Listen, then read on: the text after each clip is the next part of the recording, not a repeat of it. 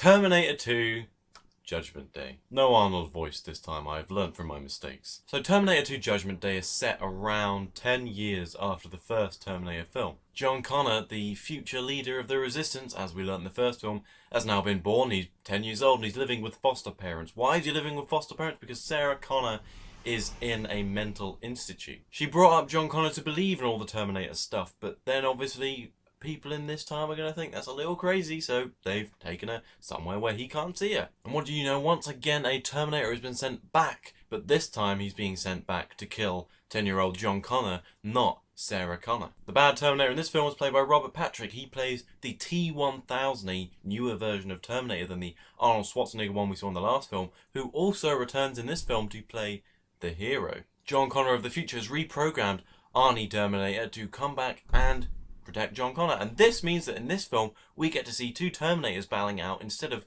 Kyle Reese and Sarah Connor running away from them. Not that that was boring, that was intense stuff, but now we get to see some proper fights, and this is going to be more of an action film than even the first one was. Can that be a bad thing? It could be. Could it be a good thing? It could be, and it is. So because the first Terminator film made back its budget about 6 times over, people have decided this is probably something we want to invest in. So now we have a bigger budget, we have the same director, and it's just going to be a bigger film. Can that be a problem? Yeah, quite often it can be. Sometimes these films get bogged down, but what Cameron does is make the film bigger, but it makes it better in pretty much every single way. This film isn't just a chase film, even though it is sort of one of those as well. There's a lot more going on here, and there's a lot more themes, there's a lot more aspects to it. It's just a lot more competent in general. There aren't any weird unpolished bits like there were in the first one. It just feels like the Terminator times 10.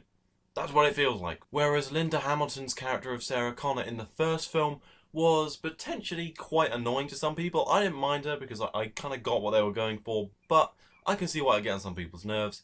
This film, she plays this badass. The first time we see her, she's flipped up her hospital bed and she's using it to do pull-ups, proper Vasquez style, but without the weird manliness aspect. The scary bit. She's just going at it, you know, pumping iron, and it's just like, you are a strong protagonist, and it doesn't look weird that you are a girl doing pull-ups. It doesn't strike anyone as weird. So why don't they do it more often? I don't know. But like Ellen Ripley in the Alien franchise, Sarah Connor is a brilliant female protagonist which has no problem whooping ass. Just overall a brilliant and troubled character, and her son John Connor also, I thought, was quite well played by Edward Furlong. A lot of people have a big problem with the way he acts, like they're like, oh, he's just a little bratty kid, and well, can you not understand? He's a little bratty kid. His mum's been taken into a mental ward and has taught him all his life to, you know, shoot Terminators, these robots from the future that are going to come back and try and kill him, and he needs to lead humanity against them.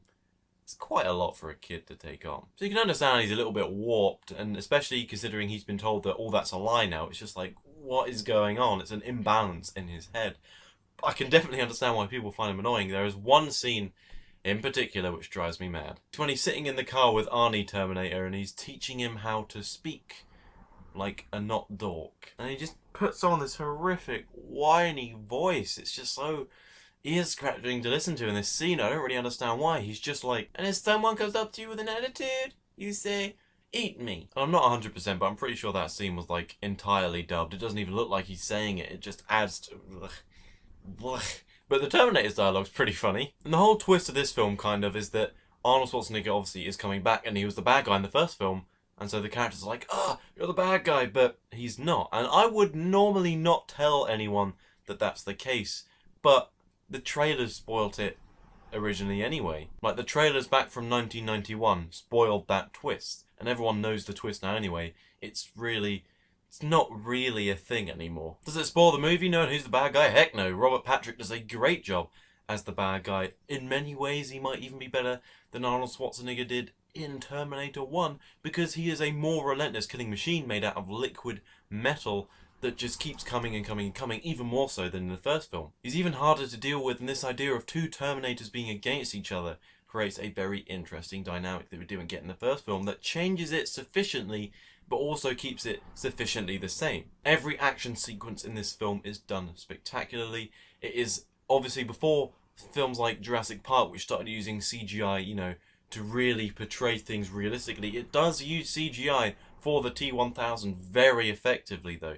Very, very effectively. Not the photorealism that we've seen in Jurassic Park, but it does do a brilliant job with that limited technology. But most of the film, most of the stunts, practical effects, and they look glorious and they feel glorious too. When a truck comes rolling off a highway, breaking barriers, you feel like that is happening. It smashes with real weight to it.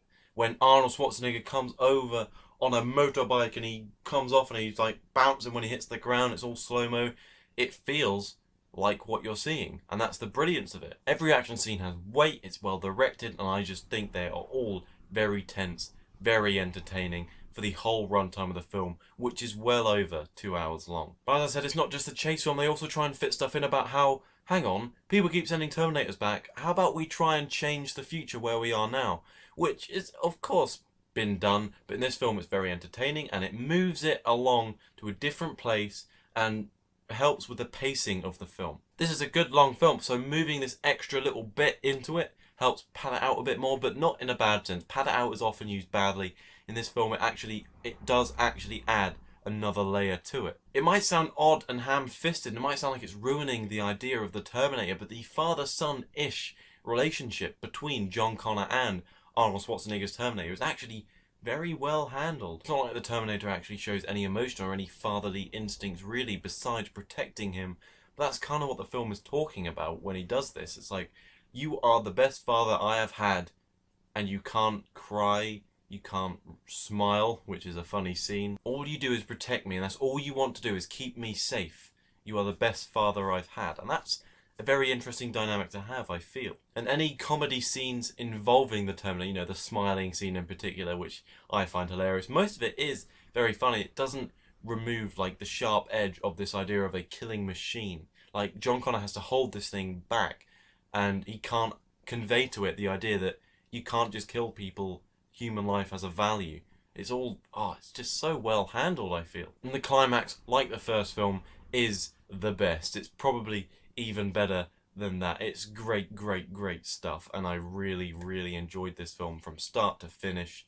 It is what everyone says about it. It's a fantastic action film, one of the classics of the genre. And for that, I give Terminator 2 a 9 out of 10, and why wouldn't you? There's almost nothing to dislike about it. The action's better, the scenes where there's no action are way better than they were in the first film. It's just, everything is turned up to 11. It's just better than the first one. One of those sequels that just does what the first one did better, the way a sequel probably should be, but we just don't seem to understand that. Anyway guys, that's my review of the Terminator. I hope you enjoyed it. If you like this video, please like and favourite in the boxes below. You know what to click, and please subscribe if you want to see more. It will really help me. It helps me more than you know. Thank you so much for watching.